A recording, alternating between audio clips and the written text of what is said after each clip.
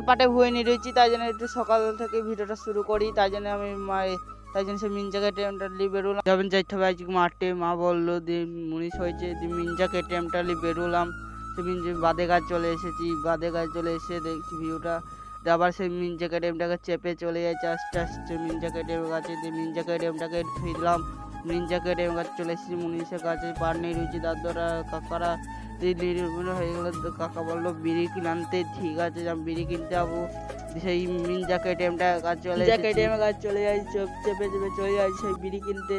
দিয়ে আস্তে আস্তে চলে এসেছি সেই বাদে গাছে, দেবে কিছু গোড়ানে নামবো, দিয়ে কিনি থুই দিল বাড়িতে বিড়ি কিনি থুই দিচ্ছে। আমার ঠিক আছে ভালো হলো। তারপর মিনজাকে এটিএম করে চলে যাচ্ছি সেই মাঠ দিকে আস্তে আস্তে চলে এসেছি। মিনজাকে এটিএমটাকে রেখে থুই দিলাম, দিয়ে চলে আসলাম মাঠে, দিয়ে দাদাকে দিয়ে দিলাম। দিয়ে সেই ঘাস কটা দাদা বললো ভরতে, দিয়ে ঘাস কটা মোড়া হয়ে গেছে।